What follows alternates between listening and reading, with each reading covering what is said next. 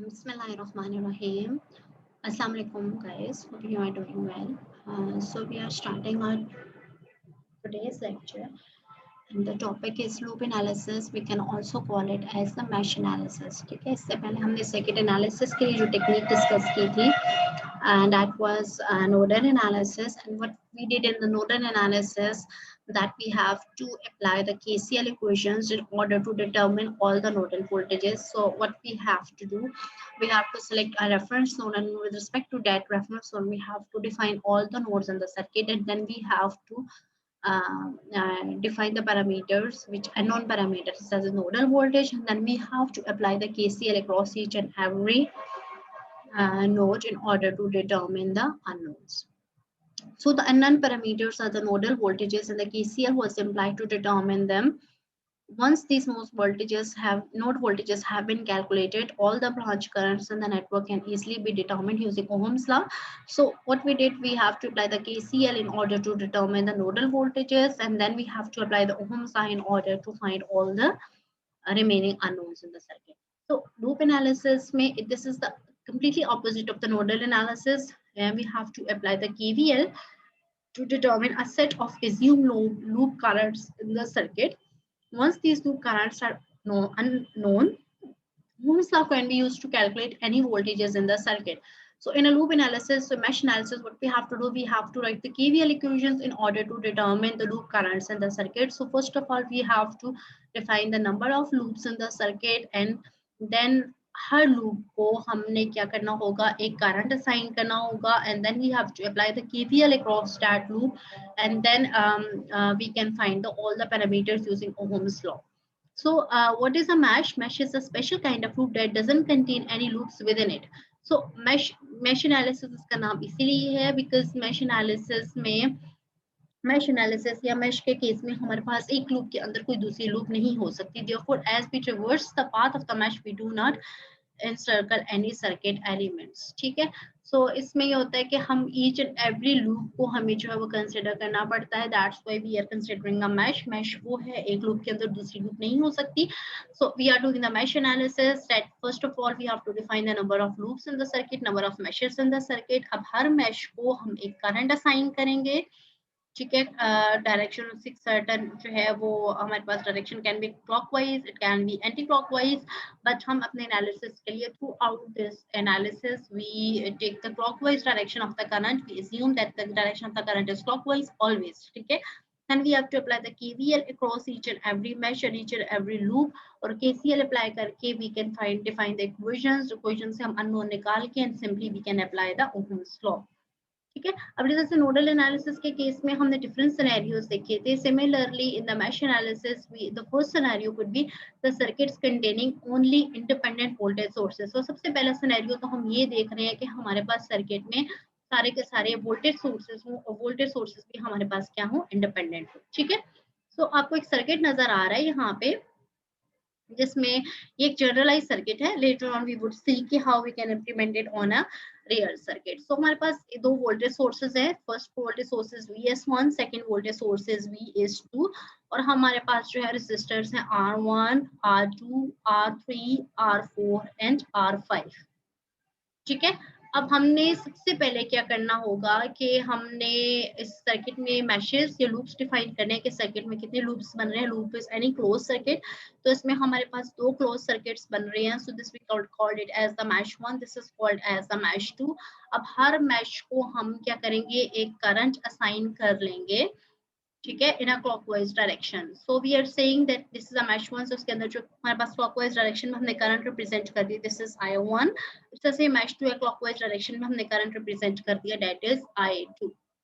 ठीक है, अब हमने क्या करना है, इसके बाद हमने यहाँ पे KVL इक्वेशंस लिखनी है कि हमारे पास ईच मैश के लिए हमने KVL इक्वेशन अप्लाई करनी है. KVL आपके पास सिंपली ये है कि sum of voltages across the each loop must be equals to 0. तो हमारे पास यहाँ पे फर्स्ट अगर हम देखें तो इसके लिए हमारे पास क्या आ जाएगा, KVL. सो R1 के पास जो वोल्टेज है V1 है, R2 के पास voltage V2, V3, V4 and V5.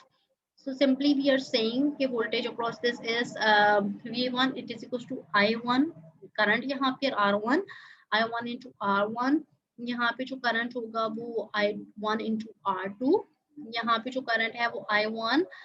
अब यहाँ पे हमारे पास जो R3 के क्रॉस करंट है, क्योंकि इसमें ये करंट I1 भी जा रहा है और I2 भी जा रहा है। अब हमने ये देखना है कि इनकी डायरेक्शंस के उसके अकॉर्डिंगली यहाँ पे जो इक्विवेलेंट करंट है हमारे पास वो क्या आ रहा है। तो अगर हम यहाँ पे देखिए, सो दिस इज R3, I1 इसमें इसकी डायरेक्शन डाउनवर्ड है, जबकि I2 इसमें अपवर्ड डायरेक्शन में है। So this is I1 minus I2।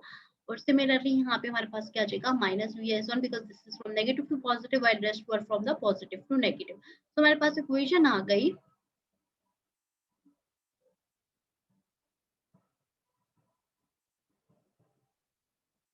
जो हमारे पास यहाँ पे इक्वेशन आ रही है वो आ रही है I1 R1 plus R3 I1 minus I2 plus I1 R2 minus VS1 is equals to 0, and we can rearrange it like this one। अब इसी तरह से हमारे पास जो सेकंड लूप बन रही है, if the first लूप ये थी A B E F A, अब सेकंड लूप हमारे पास बन रही है B C D E B। इसमें भी अगर हम KVL अप्लाई करें तो VS2, यहाँ पे करंट है I2 into 4 1, यहाँ पे करंट है I2 into R5, यहाँ पे जो हमारे पास करंट आ रहा है R3 I2 minus I1 is equal to 0। और यहाँ से हम जो इक्वेशंस निकाल सकते हैं, हमारे पास दो इक्वेशंस आ गई हैं। इसको हम मैट्रिक्स फॉर्म में लिख के we can find out the unknown. जो भी हमारे पास अननोन यहाँ से आएंगे we can easily find them out.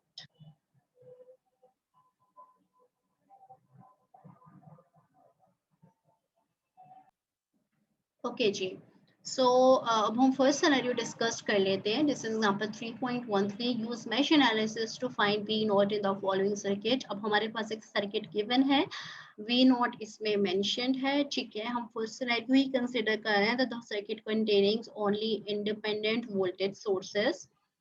So we have two voltage sources here. एक हमारे पास 3 वोल्ट का इंडिपेंडेंट वोल्टेज सोर्स है, एक हमारे पास 6 वोल्ट का इंडिपेंडेंट वोल्टेज सोर्स है। V नॉट हमें फाइंड करनी है which is across the resistor 6 kilo ohm. अब सबसे पहले हमने इसमें मैश एनालिसिस फाइंड करनी है, तो हमने मैश इक्वेशंस अप्लाई करनी होगी। सो हमने सबसे पहले आइडेंटिफाई करना है how much loops or meshes are present in the circuit. So यहाँ पे हमें नजर आ रहा है दो इसमें क्लोज सर्किट बन रहे हैं, तो दो मैशेस हैं। हर मैश को हम एक करंट दे देते हैं, करंट असाइन कर देते हैं in a clockwise direction. So this is mesh 1, the current is I1। यहाँ पे मैश 2 है, so the current is I2। अब हर मैश के अक्रॉस हमने KVL अप्लाई करना है। तो अगर हम फर्स्ट मैश को देखें, KVL फॉर मैश 1, तो हमारे पास क्या आ जाएगा, 2k I1 plus 4k I1। यहाँ पे हमारे पास 2k है रेजिस्टर, लेकिन इसके अक्रॉस I1 और I2 दोनों है। तो हमने डायरेक्शन देखनी है, I1 और I1 की डायरेक्शन डाउनवर्ड है, यहाँ पे I2 की डायरेक्शन इसमें अपवर्ड है। So this is I1 minus I2 plus 3 volt is equal to 0। हमने इस इक्वेशन को थोड़ा सा रीअरेंज किया, तो जो एंड इक्वेशन मेरे पास आ रही है 8k I1 minus 2k I2 is equal to -3, and we call it as equation number 1। Similarly, we are applying KVL for the mesh 2. Mesh 2 पे अगर हम KVL अप्लाई करें तो क्या आ जाएगा, -6 वोल्ट है, because this is from negative to positive. This is +6k I2 -3 plus 2k I2 minus I1। अब हम क्योंकि इस साइड से रिप्रेजेंट कर रहे हैं I2 वाली साइड से मैश 2 से, this is I2 minus I1 is equal to 0। अगर हम इसको भी रीअरेंज कर दें तो हमारे पास यहाँ से I1 की वैल्यू आ रही है -3 plus 2k I2 divided by 8k, and we call it as equation number 3। और यहाँ से हमारे पास मैश 2 से भी हमारे पास इक्वेशन आई थी जो कि इक्वेशन नंबर 2 है।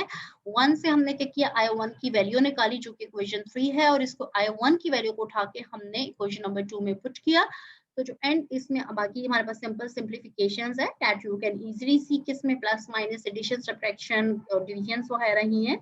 तो यहाँ से हमारे पास जो है वो वैल्यूज आ रही हैं जो कि एंड इक्वेशंस हमारे पास आएंगी, ठीक है। थोड़ी सी सिंप्लीफिकेशंस हमने की है, तो I2 की वैल्यू हमारे पास आ रही है 33/30 के एम्पेयर्स। हमें V नॉट फाइंड करना है because V naught was the voltage across 6 kilo ohm resistor. तो 6k into I2, तो I2 की वैल्यू हमने इसमें पुट की, तो V नॉट मेरे पास 33/5 वोल्ट के इक्वल आ गई है, ठीक है। So this was the scenario when the circuit containing only independent voltage sources. अब नेक्स्ट सिनेरियो हमने ये देखना है which is the circuit containing independent current sources, कि अगर हमारे पास सर्किट में करंट सोर्सेस हो तो फिर हम इंडिपेंडेंट करंट सोर्स हो along with the voltage sources, तो फिर आपके पास क्या होगा। पहले ओनली वोल्टेज सोर्सेस थी, अब हमारे पास वोल्टेज सोर्स तो है, बट साथ में बस एडिशनल इंडिपेंडेंट करंट सोर्स जो है वो सर्किट में ऐड अप हो गया है। ठीक है, तो हमने इसमें ये हमारे पास सर्किट गिवन है, I1 I2 इसमें लेबल्ड थे, हमने क्या करना है V0 एंड V1 फाइंड करनी है यूजिंग मेश एनालिसिस। अब V0 is a voltage across the 6 kilo ohm resistor और V1 हमारे पास जो है वो वोल्टेज है across this 2 milli ampere current source. ठीक है, तो सबसे पहले तो हमारे पास जो है वो मैश 1 में हमें का पास करंट सोर्स है, सो इसमें केवीएल अप्लाई करने की जरूरत नहीं है। हमारे पास सिंपल I1 की वैल्यू आ जाएगी 2 मिली एम्पियर। अगर हम मैश 2 के क्रॉस केवीएल अप्लाई करें तो वो क्या आ जाएगा, -2 + 6 + 2 minus I1 is equal to 0। यहाँ से हमने इसको अरेंज किया और जो I1 की वैल्यू थी राइट फ्रॉम द इक्वेशन 1 उठा के हमने इक्वेशन नंबर 2 में पुट कर दी। ठीक है, तो मेरे पास यहाँ से जो है वो I2 की वैल्यू आ गई 3/4 मिली एम्पियर। तो मेरे हमने V0 की वैल्यू फाइंड करनी, दिस इज 6 की I2, तो इसमें I2 की वैल्यू उठा के पुट की तो V0 मेरे पास आ गई 9/2 वोल्ट के इक्वल आ गई। ठीक है, अब हमने V1 फाइंड करना है, तो V1 के लिए हमने क्या करना है कि इसमें आउटर लूप में हमने क्या करना है, KVL अप्लाई करना है। तो दिस इज -V1 + 4 के I1 + 2 के, अच्छा अब यहाँ पे 2k है हमारे पास, जो I2 माइनस I1 आ जाएगा हमारे पास। ठीक है, सॉरी हम अब हमने क्या करना है आउटर लूप में, क्योंकि ये हमारे पास आउटर लूप है तो इसमें हम क्या करेंगे, केवीएल अप्लाई करेंगे। सो दिस इज -V1 + 4 के I1 -2 + 6 के I2 इज इक्वल्स टू 0। ठीक है, तो यहाँ से हमारे पास जो है वो V1 की वैल्यू आ जाएगी 21/2 वोल्ट के इक्वल। ठीक है, हमने जो ये सिर्फ आउटर लूप को कंसिडर किया, जिसमें हमारे पास ये वाले जो है वो पोर्शंस आ रहे थे। तो यहाँ से हमारे पास V1 की वैल्यू आ जाएगी 21/2 वोल्ट के इक्वल और V0 हमारे पास है I1 × 6 किलो ओम, तो V0 हमारे पास आ जाएगा 90/। अगर हम इससे देखें तो अब इस लूप के लिए हमारे पास जो V0 × I1 जो है वो हमारे पास V0 आ जाएगा 6 × I1। अगर हम यहाँ से ये देखें तो वो 90/14 वोल्ट की इक्वल आ रहा है। दोनों सिनेरियोस हमारे पास हो सकते हैं कि अगर हम आउटर लूप को कंसिडर करें या हम इनर लूप को कंसिडर करें।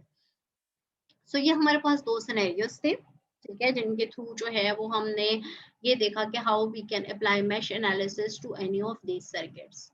अब जो नेक्स्ट है हमारे पास नेक्स्ट सिनेरियोस भी हम डिस्कस कर लेते हैं कि हमारे पास नेक्स्ट कौन कौन से सिनेरियोस इसमें आ सकते हैं।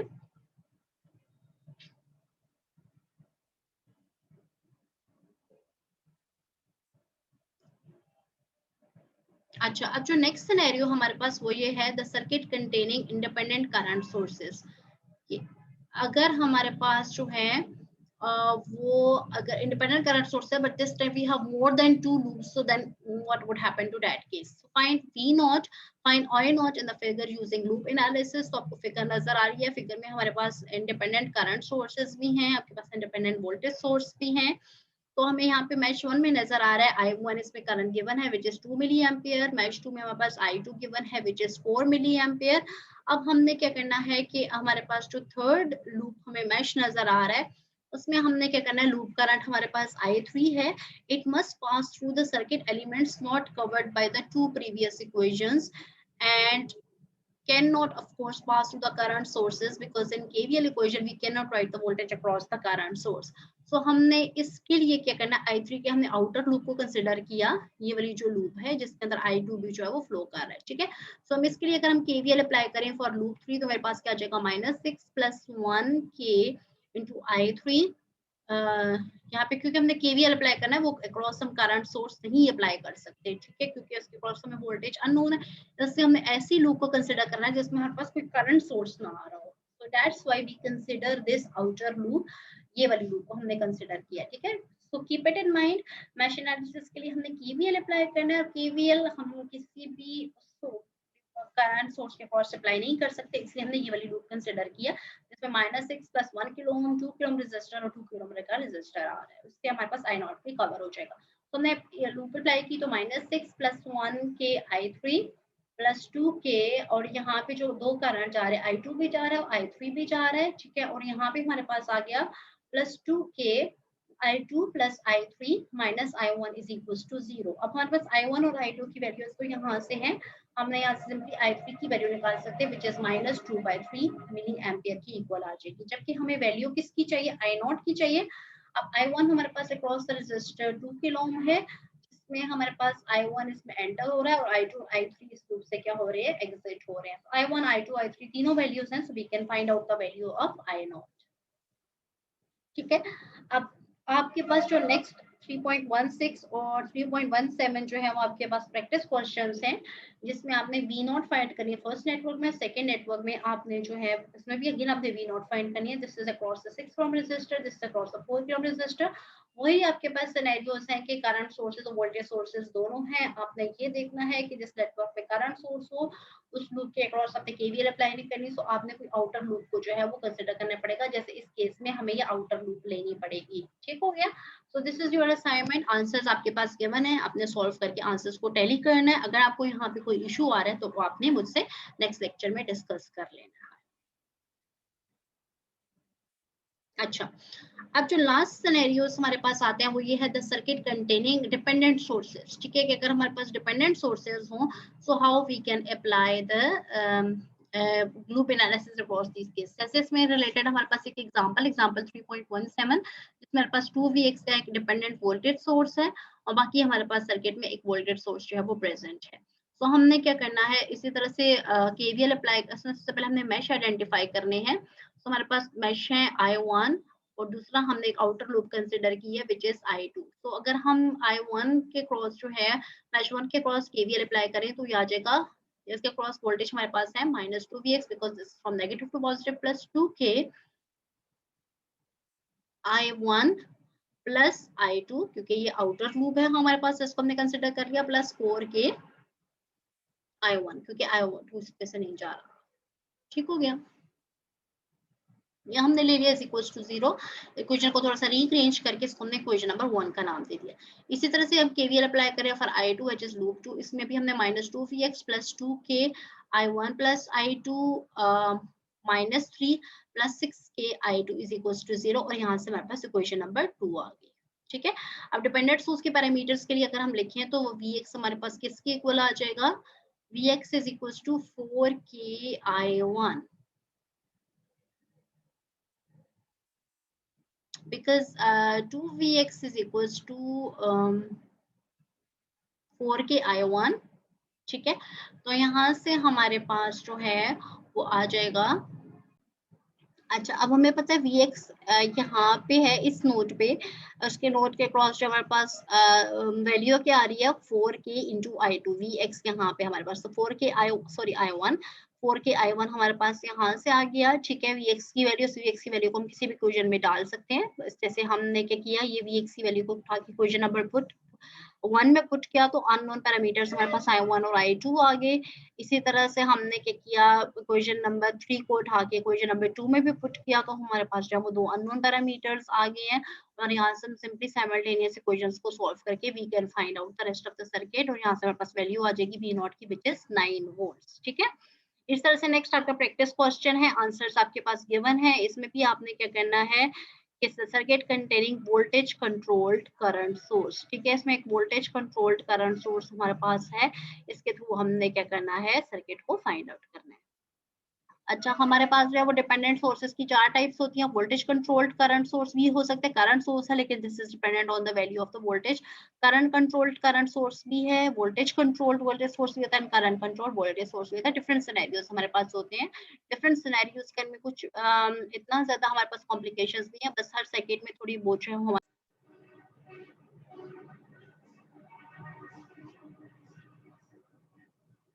आई होप सो आपको लेक्चर की समझ आई होगी। ठीक है, जहाँ पे आपको कोई डिफिकल्टीज है we can discuss in the online session. Till then, अल्लाह हाफिज।